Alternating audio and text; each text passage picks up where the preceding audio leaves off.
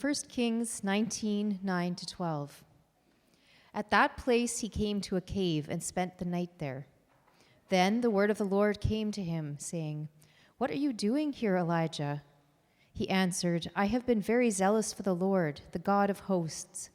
For the Israelites have forsaken your covenant, thrown down your altars, and killed your prophets with the sword. I alone am left, and they are seeking my life to take it away."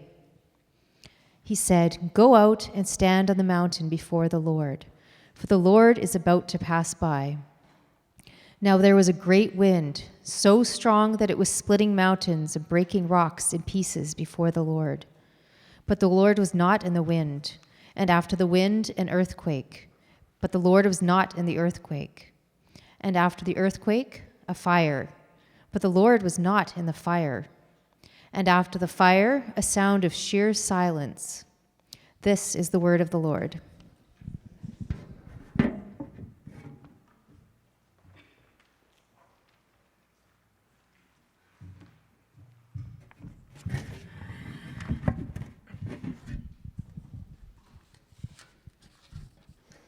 Hey everyone.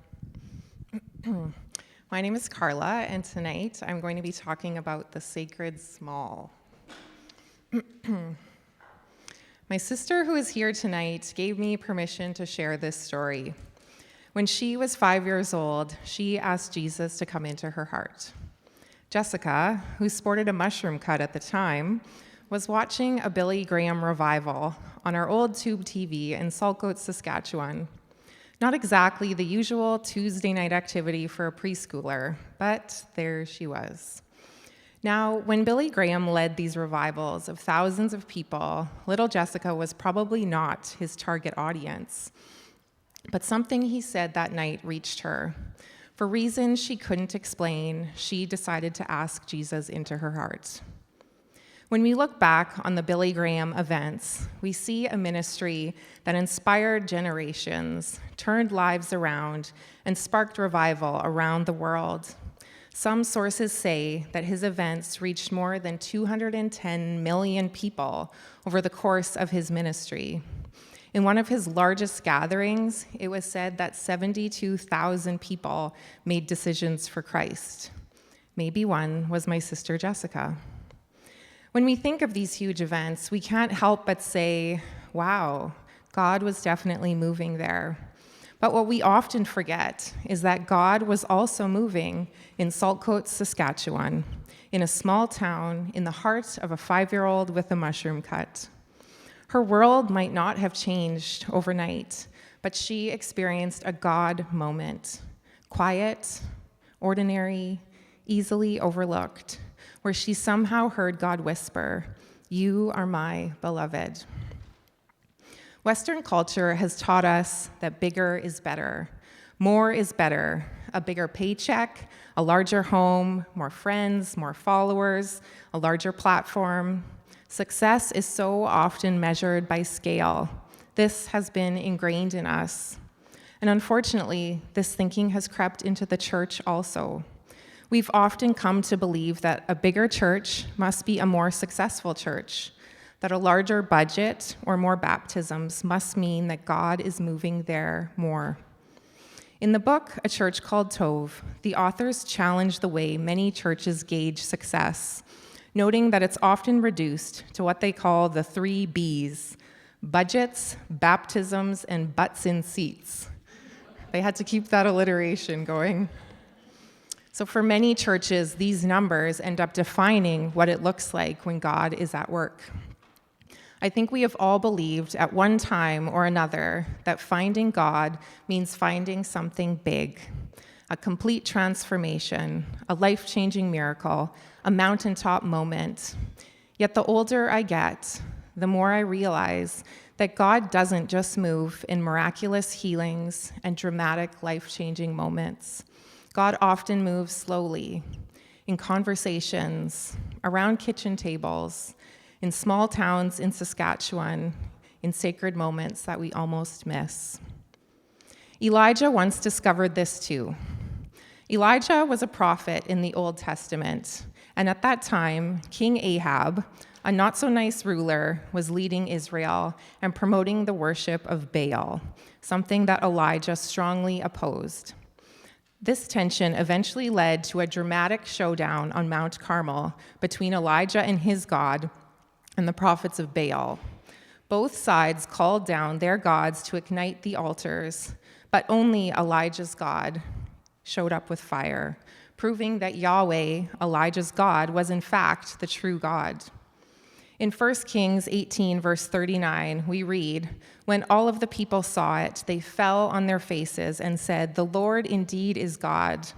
Then Elijah had the prophets of Baal seized, not letting one of them escape, and then had them all killed." This is a hard part of the story, especially for us today.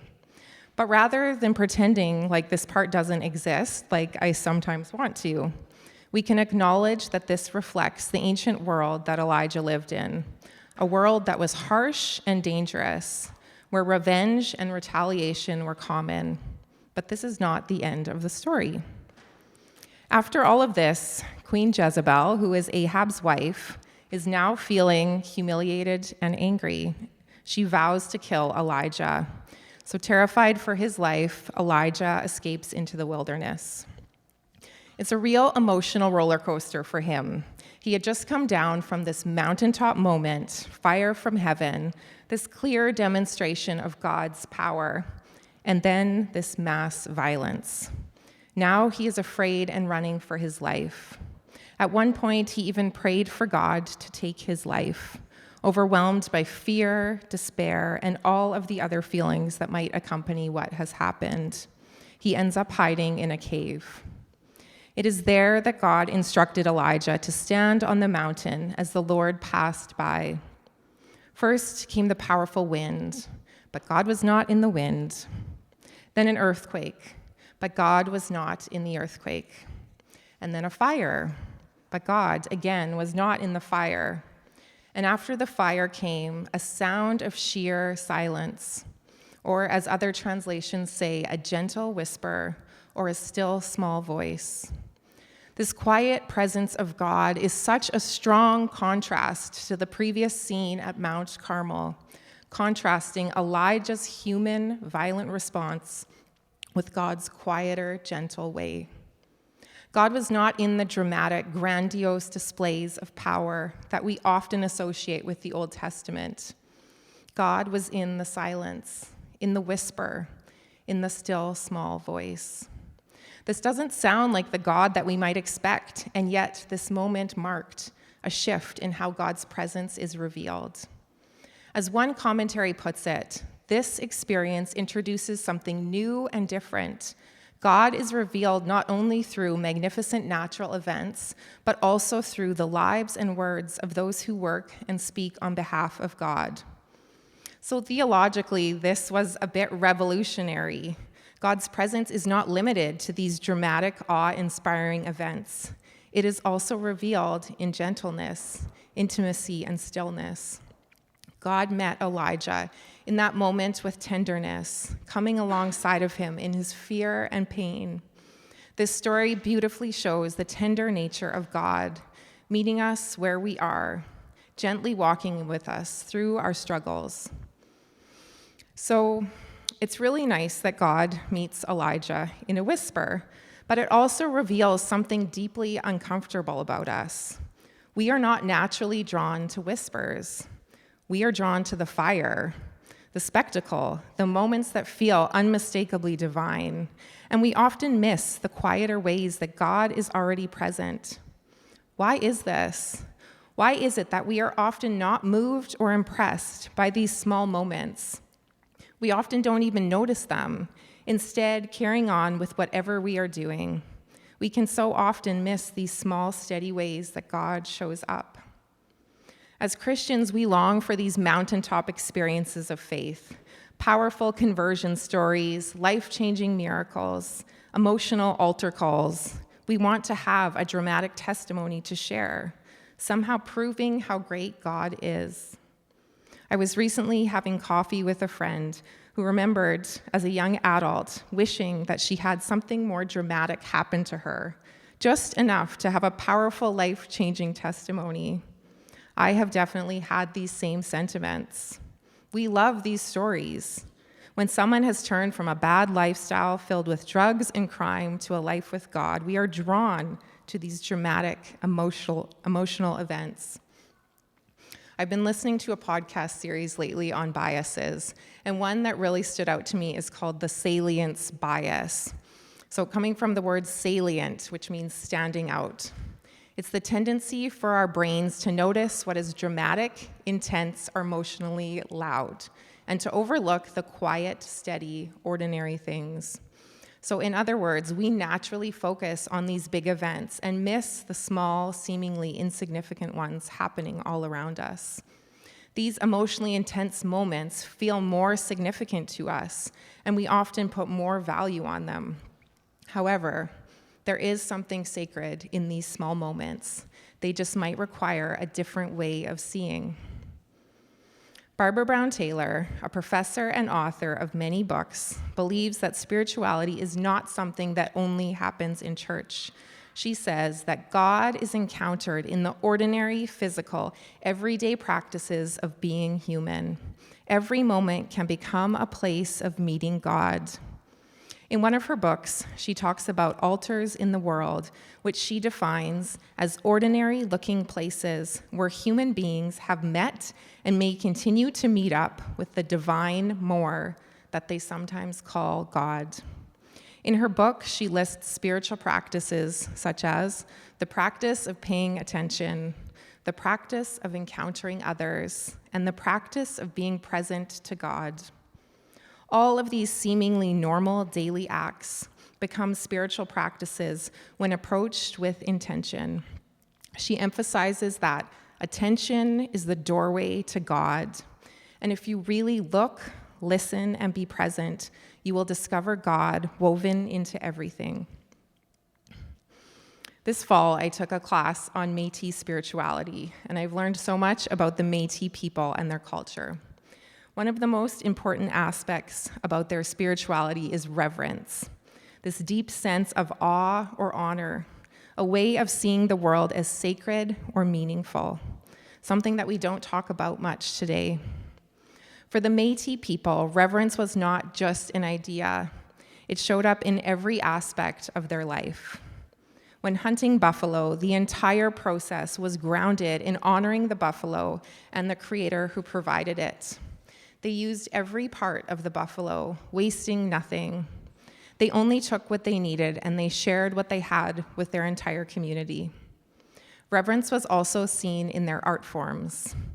I was especially struck by their beadwork, a slow, precise craft, threading tiny beads onto moccasins or vests.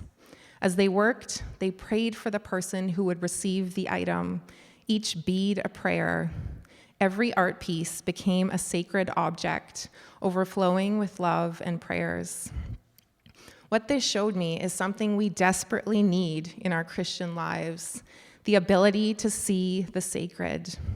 For the Métis people, reverence is a way of seeing, noticing the Creator's presence in all things, and responding with gratitude, restraint, and care. And this is exactly what our faith calls us to as well. As Christians, we're invited to see the world with those same sacred eyes. Theologian Grace Ji-sun Kim puts it beautifully. The Christian faith is not seeing is believing, but rather believing is seeing. We must open our eyes and hearts and see Jesus' presence in our lives. We need to see him in the places that we dare not look or think about. When we begin to see as the Métis see, with reverence, attention, and gratitude, we begin to see as Jesus invites us to see. Georgia O'Keeffe, an artist known for her iconic close-up flower paintings, once said, "In a way, nobody sees a flower. It is so small, we haven't the time, and to see takes time." She believed that beauty is often right in front of us, but we miss it because we're rushing or distracted. Some of God's most meaningful work shows up in the same way, tiny, almost forgettable moments that only become visible when we slow down enough to notice. In my life, I've often got a lot going on. I'm a mom of 3, I've got a job, I'm a student, I've got a home to care for, and there are always people in my house looking for food. That in itself is a full-time job, just providing snacks and meals. There are a lot of expectations in each of these roles that are often hard to live up to. And sometimes I find there are other expectations too. The ones identifying what it means to be a good Christian. I know in my head that this isn't real, that God isn't grading me, but sometimes it still nags at me. You didn't read your Bible today. You forgot to pray. And before long, I start to feel inadequate. But what if, instead of trying to find time to check off all of our Christian check boxes, what if instead we incorporated paying our best attention to the things we are doing throughout the day? What if we began to notice the sacred woven through the things we are already doing, seeing God in the ordinary, everyday acts that make up our lives? I've found that some of the holiest moments happen one-on-one, when we make space to share with each other, to listen to each other, to show that we value one another's time, that their voice is worth hearing, that what they say matters. These are holy moments. Sometimes the holiest moments come in hard conversations, naming hurt, admitting you were wrong, offering apologies, and choosing forgiveness. Sometimes the holiest moments are found in sitting with someone who is grieving, knowing you can't fix it, but choosing to stay present. Sometimes the holiest moments are found in silence, sitting beside someone, watching waves roll in, noticing God's fingerprints in creation. Sometimes the holiest moments happen in conversations with someone very different from you, seeing God's beauty in perspectives unlike your own. Sometimes the holiest moments come in fractured families, loving somebody through addiction or mental illness, choosing grace even amid the pain. And sometimes the holiest moments are choosing to love someone unconditionally, not trying to change them or make them fit somewhere they don't fit, seeing the beauty in the unique way that God created them to be. And sometimes the holiest moments are sitting at a loved one's bedside as they slip away, watching each breath rise and fall, noticing the lines on their face that tell years of laughter and love, acknowledging the legacy they leave behind, the things of beauty and the struggles, and then witnessing that final sacred moment as they take their last breath. These moments, these holy moments, are so often unacknowledged or underappreciated, but are often the most valuable because of how they make people feel seen, heard, loved, felt, forgiven, mirroring how Jesus made people feel. Zacchaeus, the Samaritan woman, the woman accused of adultery, the woman who was bleeding, and so many others. Jesus stopped, he noticed them, he truly saw them, he listened to them, he loved them, he forgave them. Nadia Bolz-Weber, a pastor and author, said that her favorite spiritual practice is just showing up, being present to what is real, even when you don't know what to do or say. She says she doesn't typically invest in traditional spiritual disciplines. Instead, her spirituality is most active in relational moments connecting with people through forgiveness, suffering with others, and just being in community with one another. These small moments, these holy moments, might not be as small as we think. When we pay attention to God's work in the world, it's these quiet, steady moments, often unnoticed, that lay the foundation. They shape a community marked by God's love, shaped by Jesus, where everyone has a place, and wholeness and healing are at the heart of everything. You know what else came in a small, almost missable moment? The birth of Christ. You've heard the story so many times before that it's easy to forget just how ordinary it really was. There was no earthquake, no blazing fire, no royal procession for the birth of a king. Jesus didn't arrive with spectacle or power. The long-awaited Messiah entered the world the same way every other human does, in the quiet of an ordinary night, in a town most people overlooked, with nothing but a baby's soft cry to announce God's coming. Everything about the scene was simple, humble, and small. Mary was a poor teenage girl engaged to a poor carpenter from a poor, tiny village under Roman occupation. Life was not easy for them, especially having to navigate the scandal and fear surrounding Mary's pregnancy. On the night of Jesus' birth, Mary and Joseph couldn't even secure a proper room. They ended up giving birth in a stable. There was nothing elegant to wrap the newborn in, just scraps of cloth, whatever they could find. And the first people to receive the news weren't priests or kings or influencers of the day. They were shepherds, people who lived on the margins, who smelled like the sheep they lived with, who were considered socially unimportant. Nothing about the setting would have signaled that the Savior of the world had been born. And yet, there in the quiet, in the ordinary, is one of the holiest moments. Mary holding her newborn son, studying his face, noticing every breath, every sound. A mother seeing both the beauty and the calling, the joy and the fear. She didn't yet know the whole story, but she treasured what she saw. A holy moment.